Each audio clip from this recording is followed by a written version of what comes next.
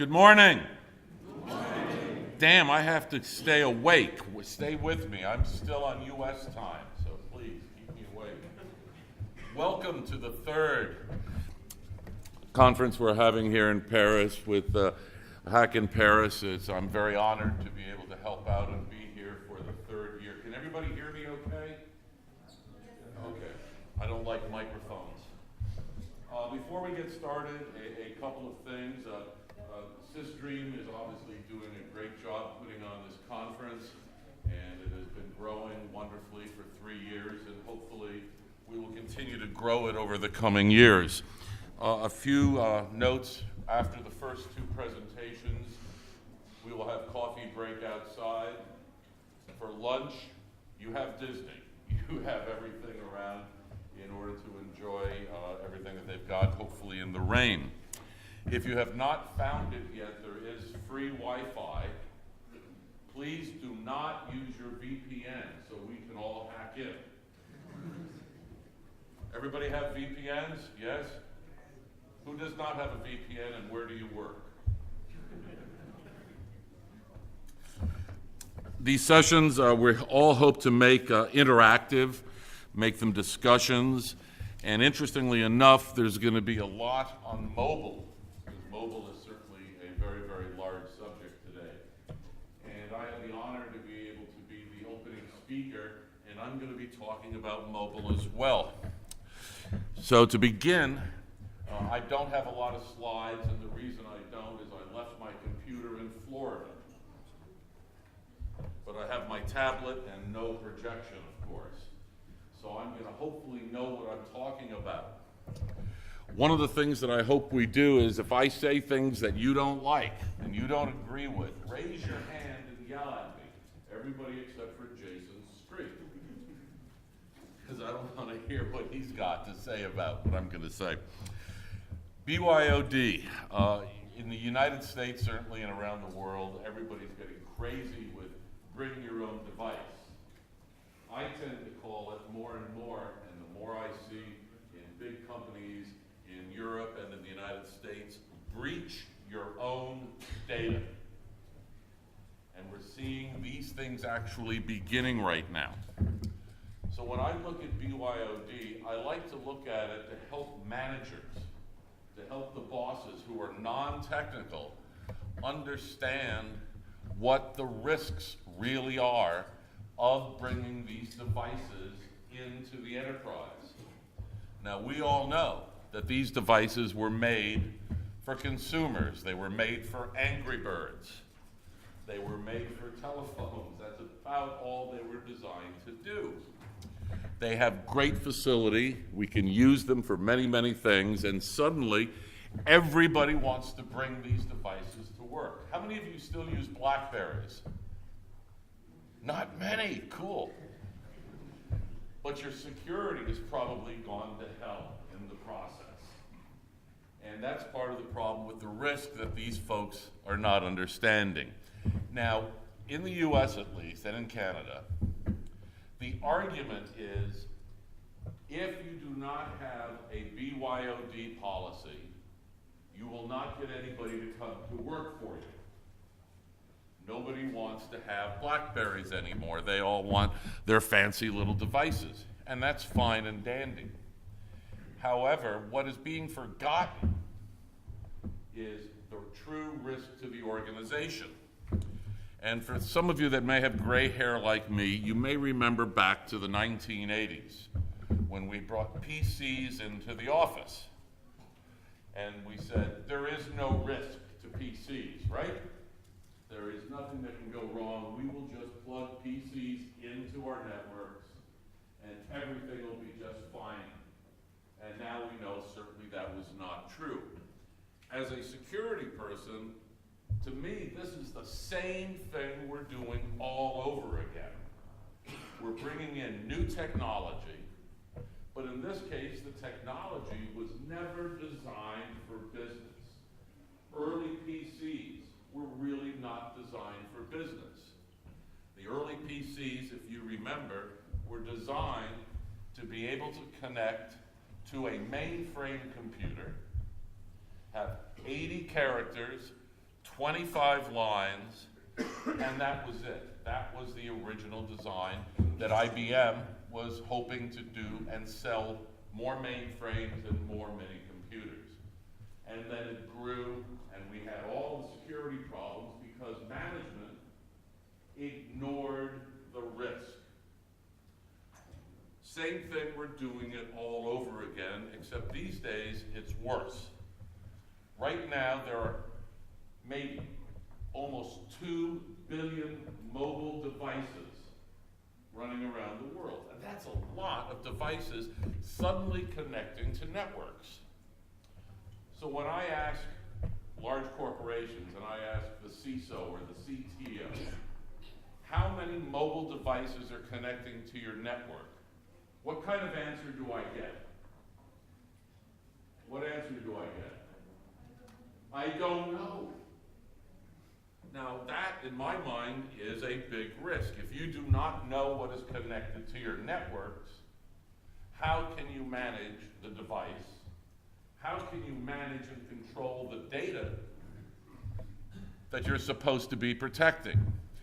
So in the last 15 years, with enterprise in our fixed computers, we have policy, we have enforcement, we have controls. We are trying to protect the data from compliance, privacy standpoint, security standpoint, health information, financial information. We're trying to protect all of that, and in companies, we do an okay job of that now. However, with BYOD, now we've got all of these devices connected to our networks. We don't know how many there are. We don't know, in too many cases, what they're actually doing. What are they doing on the networks? How many of you can measure and control your mobile devices very well? Now, was that a hand that went up, or were you just scratching, sir? Okay. We can. And I have no doubt many of you have told management we need to do something proper to make sure that we can control the data. So when I look at the risk factor of BYOD, we have to begin with a very fundamental premise that these devices, the operating systems, are fundamentally different than what we have been using with PCs. And throughout this conference, there's going to be several talks on mobile, because mobile is so important. Today we have 2 billion devices. By the end of this decade, we will have the Internet of Things, maybe 20 billion of these devices. And you will have your Google car. You will sit there reading a book while the car is driving itself. The car then will say to you, oh, your refrigerator just called the store and I'm taking you to pick up milk for your wife. All automatically. That is some of the Internet of Things. But what about the security controls that are in there? When I look at SCADA, when I look at ICS, industrial control systems, that are essentially mobile devices, there is no security. When we are putting in the United States and Canada, and certainly over here some, the smart grid, smart power, how much security has been designed into any of these systems? And the answer is almost zero. So the risk is certainly increasing. Now with these devices, unfortunately, and I blame Apple, and if anybody here works for Apple, I am sorry, they introduced and are trying to say iOS has built-in security. How many people believe iOS has security? Was that your hand going up, or were you choking, sir? You were choking. There is no inherent security. However, Apple and some of the other vendors have done a great job of convincing some of the analysts, Gartner, Forrester, that there is security. And what do we call that security system that is built in, allegedly, to Android and iOS. What's it called? MDM. So MDM is security, correct? Everybody agree with that? Does anybody agree that MDM is security? Does management know the difference? Do your risk people understand the difference? Do your compliance people understand that MDM is not security? And here's the problem. MDM can be removed by the user at any time. That is the design of the system. And Steve Jobs said, I want to give the user complete control over his environment, which is fine. But should I be plugging that device into my enterprise network with access to all of my corporate data? And most of us will say absolutely not. So we've got this devices that the vendors are not telling us really the truth. We know the truth. The users can remove it. But more importantly, and you're going to see some of this throughout this conference, MDM has already been broken. And several of the MDM vendors, their security on the MDM is gone. And now it is being published. So from a risk standpoint, what does that mean to the company? They just spent 1 million, 2 million euros to have MDM security built into their entire company under the belief that they're getting security. What is going to happen? And what we are seeing happen, and I'll talk about a little bit more, is who are the worst people we can ever think of having to deal with when it comes to security? What group of people in a company? Marketing? Oh, all right, fair enough. Worse than marketing. Worse than marketing. Lawyers. Lawyers are getting involved in security. They're the ones who help build compliance regulations, and that's why some of them are not so good, and they have guidance. They have a little bit of help towards what we're doing and what we're trying to protect, and protect the data so that the company does not get sued and is not in violation of any national laws, privacy laws, EU, US laws. So now, if a company has deployed, and you will see which vendors have been cracked, deploys MDM, and there is a data breach, whose fault is it? Is it the technical people's fault? Is it your fault? Or is it the risk people who did not properly look at implementing this technology? And then the network people having no idea what devices are connected and what sort of security is going on. The problem that you have with these devices is two very fundamental things. The operating system is a single user operating system. In a single user operating system, how can you administer controls? Anybody have any idea how to administer controls in a single user operating system? You can't. And as many papers have been coming out recently saying, MDM is only as secure as the operating system it is.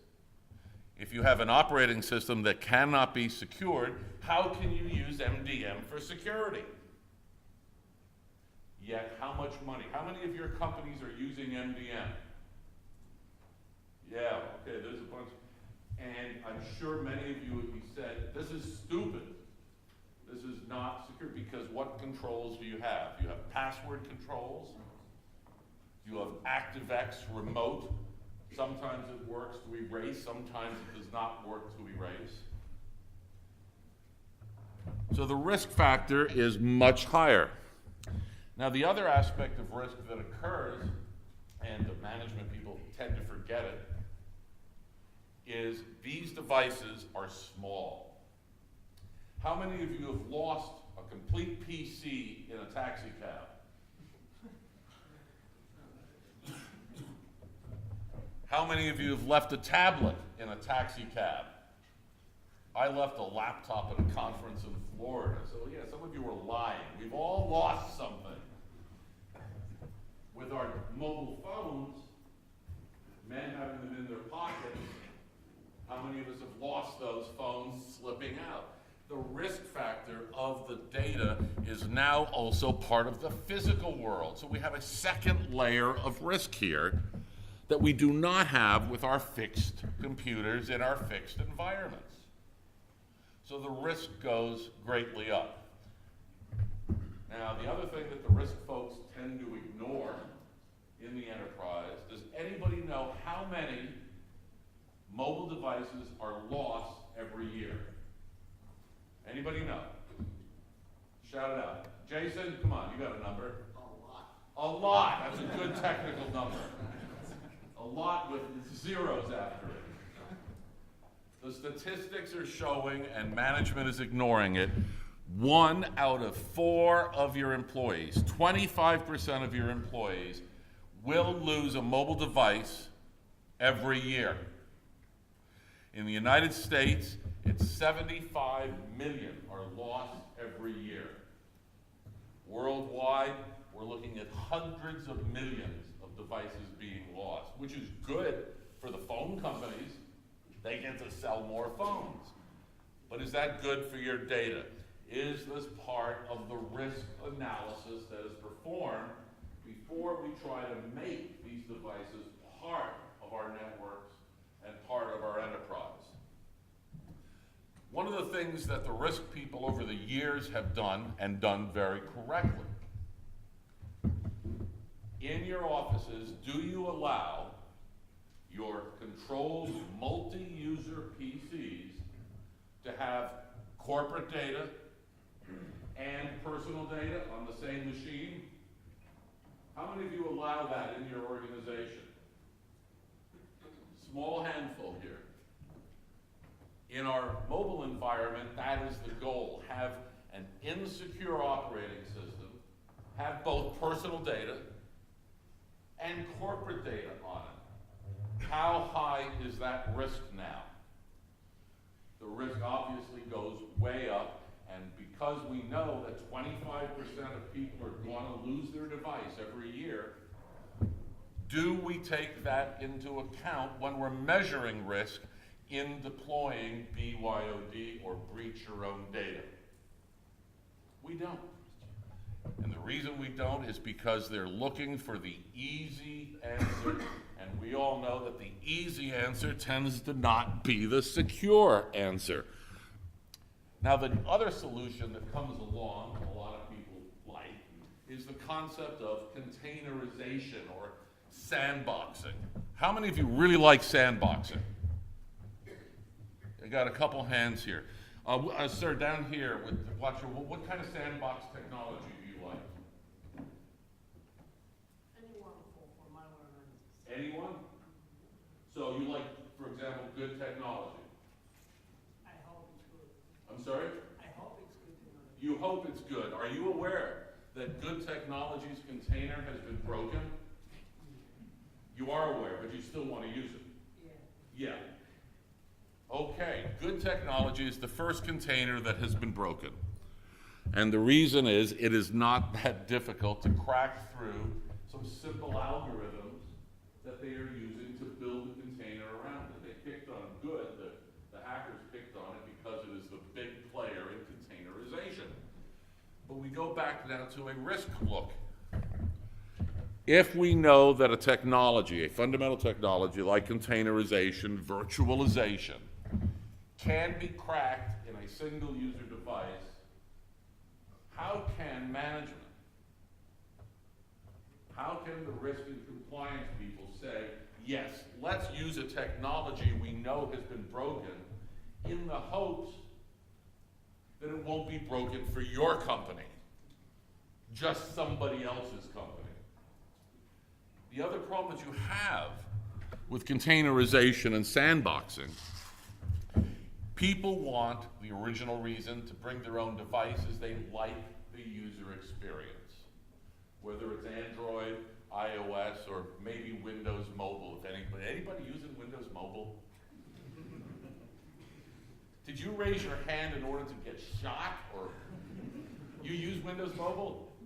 No, but your hand went up anyway. Thank you for that. I'm sorry? It's turned off. You have your turned off. Yeah. So That's why Windows it's Mobile secure. is great when the power is off. Okay, fair enough. People buy and want to use these devices because of the user experience. Yet, when you go to containerization, what happens? You now have a custom browser. We all know building a browser is easy, isn't it? Really easy to build a secure browser. And that's why Firefox never has a problem. Chrome never has a problem. So these companies that are building virtualized environment are changing the user experience with the browser, with the email client, with all of the things that are not what the user really wants and was the reason for BYOD in the first place. What is the enhanced risk? Unknown browsers built by a non-browser company, email clients built by a non-email client company in order to sell containerization security on a device that cannot be secured. And this is the risk factor that we are seeing in addition to all of the other issues. So we've got 25% of everybody's going to lose their device. MDM has been cracked. MDM is removable by the user. Containerization has already been cracked in one leading vendor, and more are going to come. And why are more going to come? Because we can do it. That is what we do. We break technology on purpose in the hopes of making things more secure and keeping the vendors honest and building good technology. Not good technologies, much better than good technologies.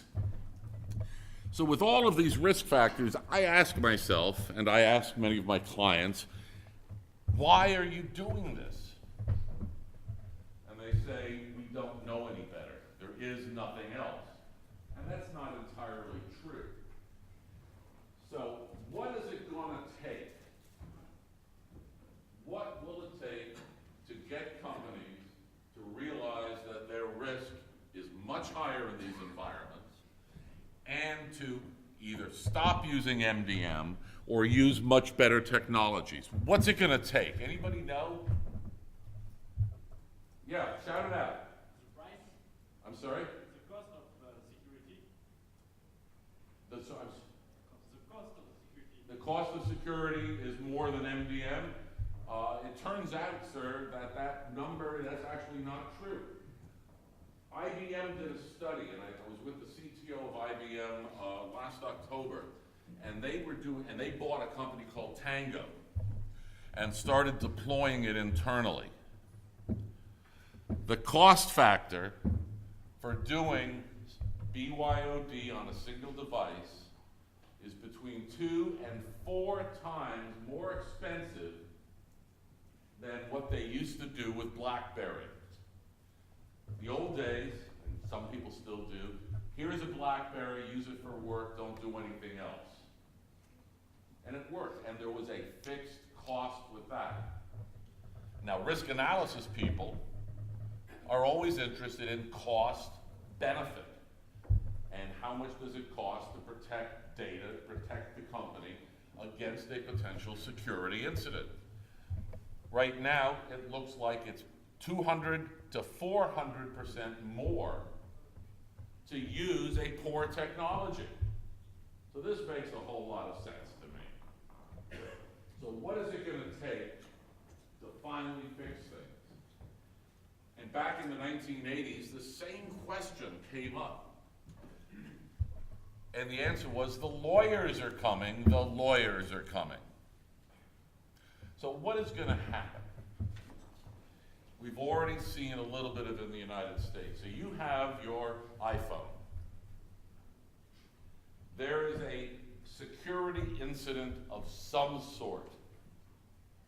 Your iPhone has got MDM controls back at the company, a security incident, and somebody says, I better push the erase button. Now your phone and all of your personal data is lost. In the United States, I'll sue you for that. Over here, you'll wait for us to start the lawsuits, and then you'll do your own lawsuits afterwards. So if you erase, as the company, my grandmother's last dying pictures, that is a big thing to us, big thing to most users. All of your emails erased, the device completely bricked, which is a secondary form of risk to the company because of the possibility of lawsuits. Now, you have your personal device. It's being run by either containers or MDM. Something goes wrong. The company now sees your personal data on your device, and it sees that you're doing something really bad, whatever bad thing it is. The company then fires you, reports you to law enforcement.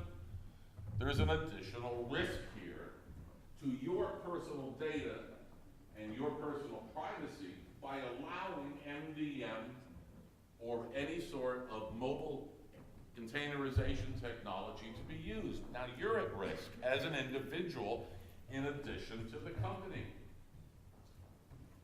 So let's look at the next level.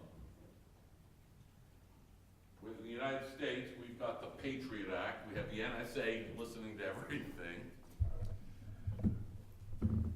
Law enforcement comes to your company and says, Damien is a bad guy.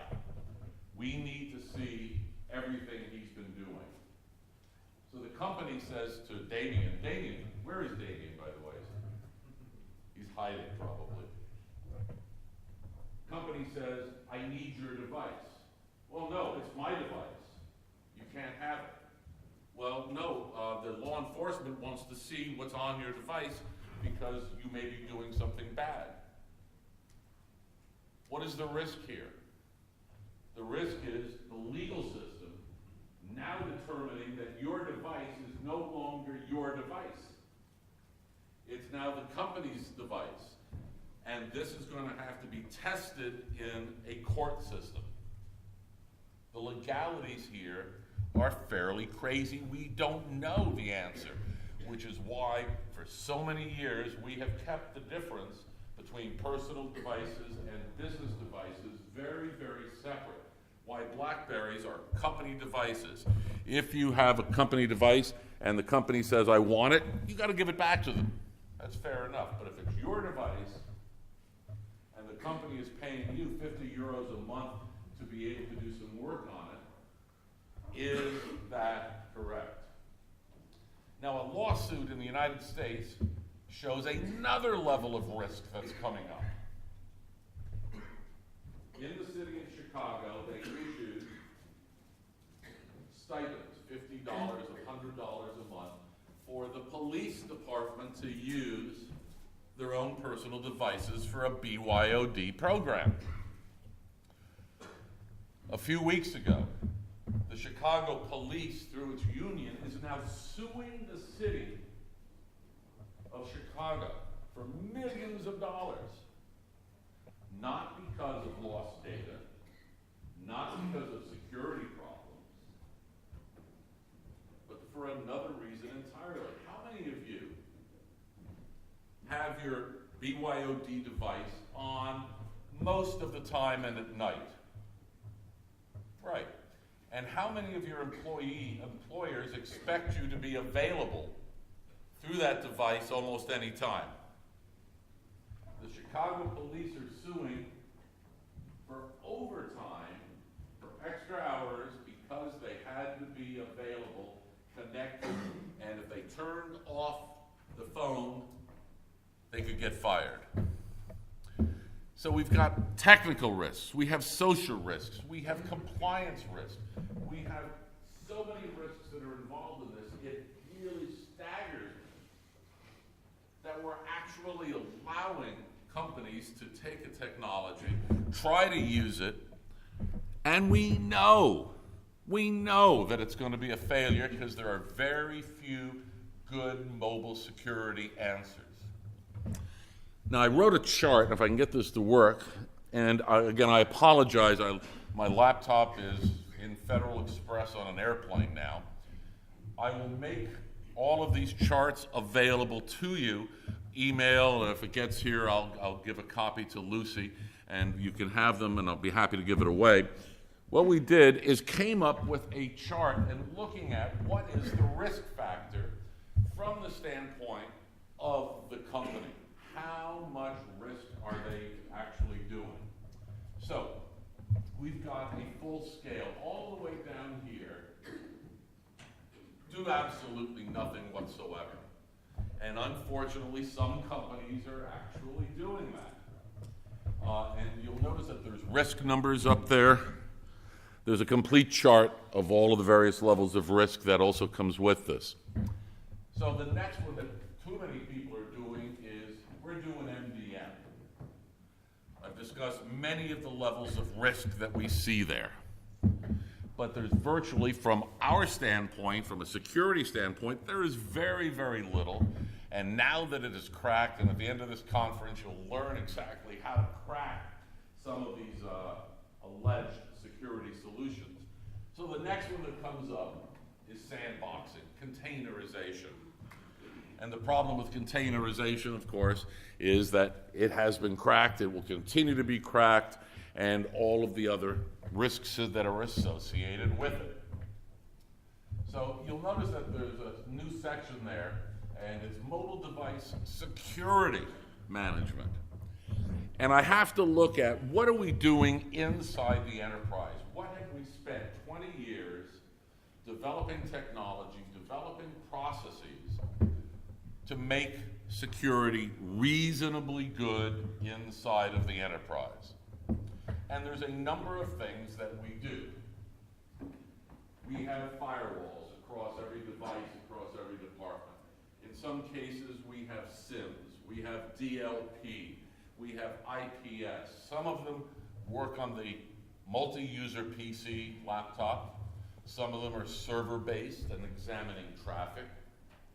But in the world of mobile, we have something else that we do not have to worry about in the enterprise. And this additional risk is we never really know how our data is moving from the device to where we're talking to. Are we using Wi-Fi? Are we using 3G or 4G? Sometimes you don't know, and they're users. How many of your users would really have a clue and understand? This now goes back to risk again. If I have a container, and my container says, I'm going to only talk to the office over email and this browser, fine. As long as the container is working, we're okay. But what about the user side of the device? Is there any protection on the user side of the device at all? No. So that means that all traffic then is the same as it is with no encryption, no VPN, everything is in the clear. And we all know that users never make mistakes. Right? Show of hands, users never make mistakes.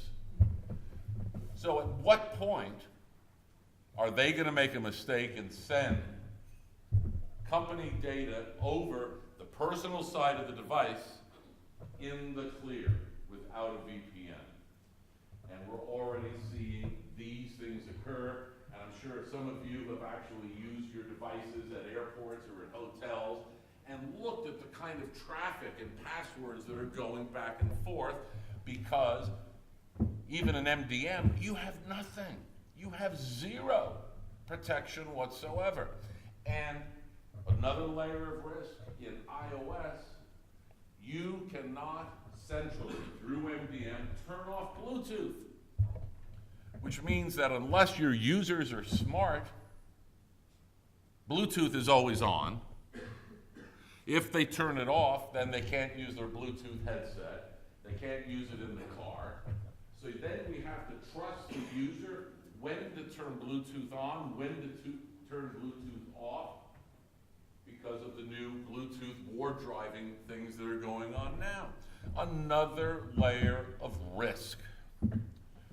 So in order to mitigate, get rid of some of this risk, we need to look at the security very, very differently. Yet, at the same time, we can look at history and see what was done right. Does anybody know what mobile security was done right? What? Anybody? What mobile security was done correctly? BlackBerry. Think about it. BlackBerry. All traffic in and out of the device was encrypted using good encryption. The user could not turn it off. That is a good thing. Whether it was on Wi-Fi or over a carrier, the user could not turn off encryption. VPN was always on. The other thing that they had was firewall controls. Not very sophisticated, but they were okay. You could administer some levels of group control and policy across your BlackBerry population. How do you do that today using MDM or containerization?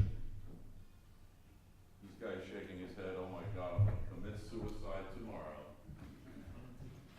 How do you do that? You can't do that.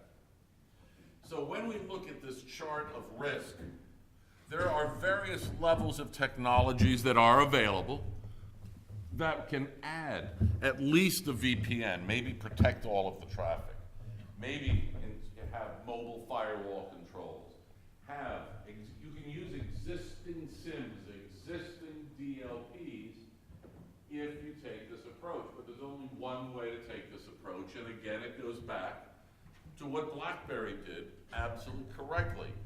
It was all managed and controlled in the cloud. Now, this cloud was a corporate cloud, admittedly, so administrators have control. How many of you are running centralized, full security controls across mobile devices that are similar to the level of security we had in BlackBerry that was an established acceptable risk? Now, many of you may be a little too young, but I see a few people with gray hair like me. Back in 2000, when BlackBerries and mobile began, what was one of the first things that occurred by the corporation? The company said, what is the risk? They performed extensive risk analysis in order to determine, is it worth the risk to have any of our communications, our email, the little bit of surfing you could do back then, across a mobile device? And because of the level of control that the user could not remove from the device, and the level of control that was given to the administrator, the risk was determined to be acceptable. Now, in your organizations, has that same level of risk analysis actually taken place?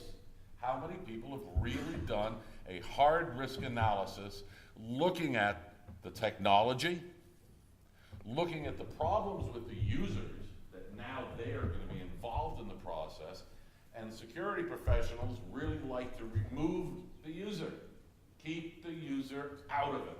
He is going to screw it up. He is going to ruin it. Yet, with our current approaches, we've increased the risk so much because we're allowing the user to have total control of the device electronically and physically. We have lost all control. And from my standpoint, looking at it from a risk level, this is totally unacceptable. So, over the next day and a half, 2 days, you're going to be seeing some of the details on exactly how to break some of these things, which is now, because it is going to be open source, will obviously increase the risk. The other thing that is being forgotten at management level is that the bad guys are really smart. They're really smart, and when the bad guys see 1 billion people using a device that they know is not properly secured, what are the bad guys going to do? They're going to go after the mobile devices. 18 months ago, an analyst from Forrester, I had a debate with him in a magazine, and he said, mobile will never experience malware. And that was Forrester, 18 months ago. And I made the argument, you're an idiot. Of course we're going to see it, because we have seen it every time we introduce new technology. You are ignoring the risk. The problem that we've got, as well, is that management, and whether it's at the board level, the compliance level, they forget that security has 3 separate domains. It has the technical cyber domain, it has the physical domain, and in this case, how much stuff can you lose and leave at airports or leave at bars. Nobody ever leaves anything at a bar like an iPhone 5, right? That never happens. And you've got the human element. All 3 domains, in this case, in mobile, represent unacceptable levels of risk if we consider the amount of risk analysis we have done in our fixed enterprises. We've set a very, very high bar there. But now we've thrown that out the window and said we will accept much more risk than we ever have before. So there are ways to do this. And at the end, I am a fan of 2 devices. I am really a fan of it. Number 1, it's cheaper, a lot cheaper. Number 2, with an air gap, 2 devices are physically separated from each other. The company could say, you have to use BlackBerry. I hate BlackBerry. Oh well, you're going to have to use BlackBerry if you want to work here. Or the organization can say they are going to support Samsung and Apple. Pick 2. Pick the device you want. We will give you a company-owned device, and we will lock it down with the same approach that we've done for 15 years with BlackBerry. What I do not understand, and maybe somebody throughout this conference can help me understand, is why we have been unable to get the risk folks, the management folks, to understand that ultimately staying where we were worked. Yet now we're trying to use poor technology, bad user controls, poor physical security, and deploy billions of these devices. So I don't have a cultural answer as to why. They are being forced, I am told, by managers that we cannot hire people that they all want their own device. Well, let them have their own device. Let it be air-gapped.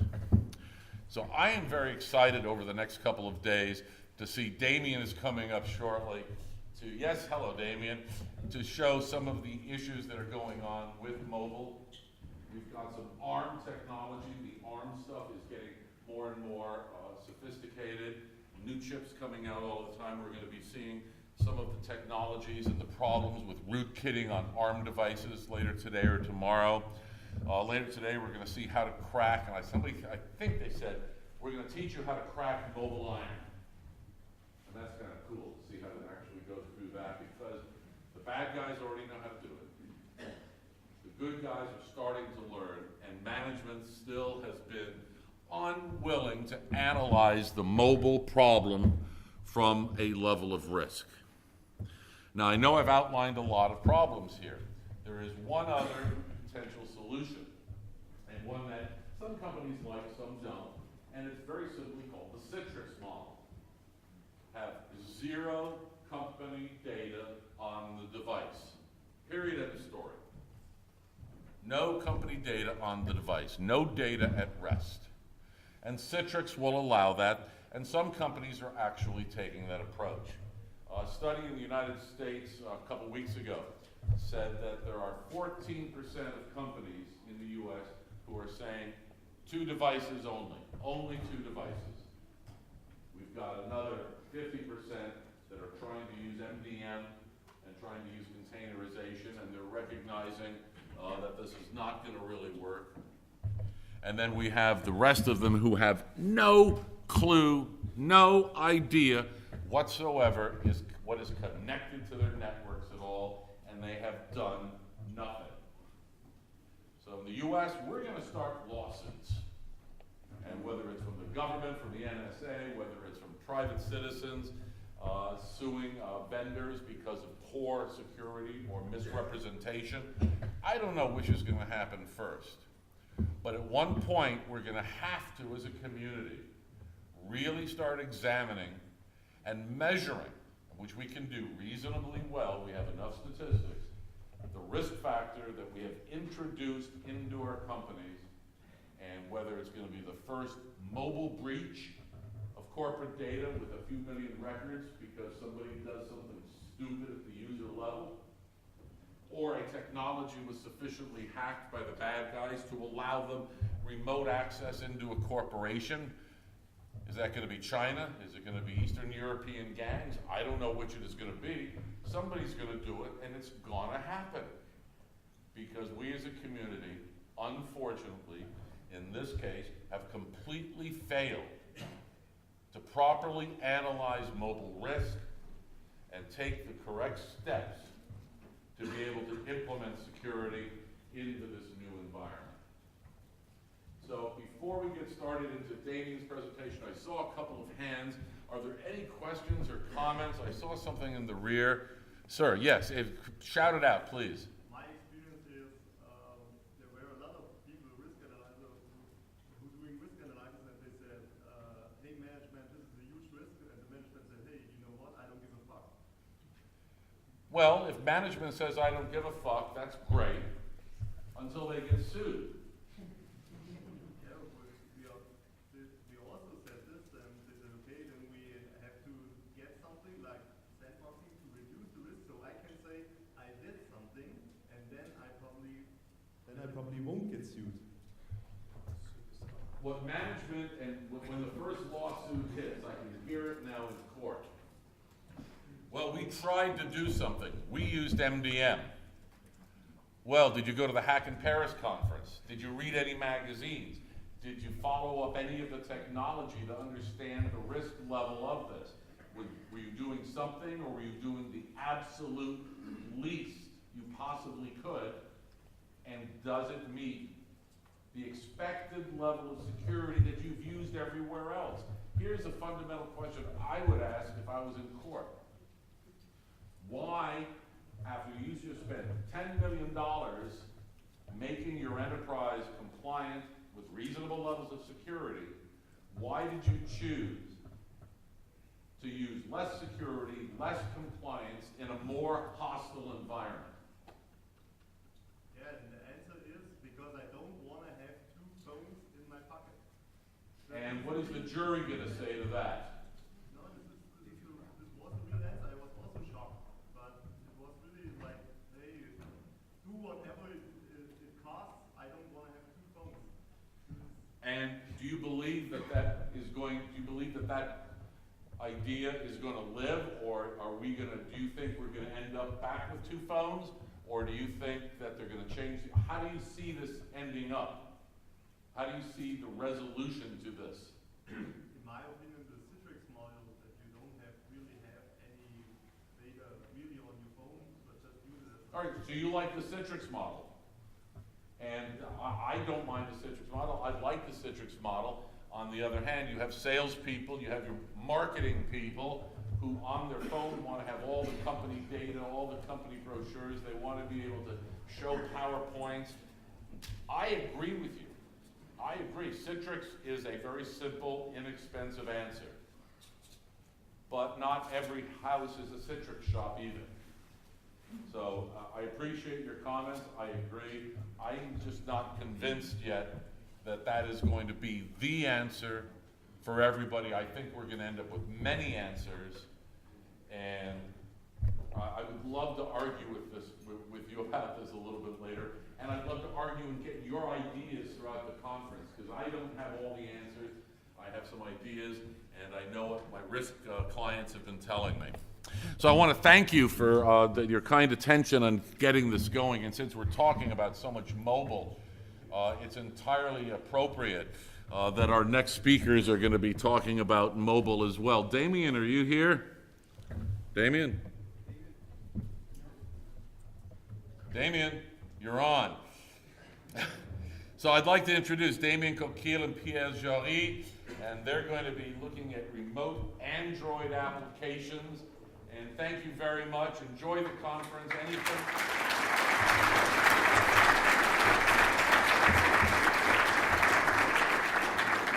And if you need any assistance at all, just look for either me or any of the folks that have the staff badges, and we will absolutely take care of you. If you'd like these slides, please just let me know.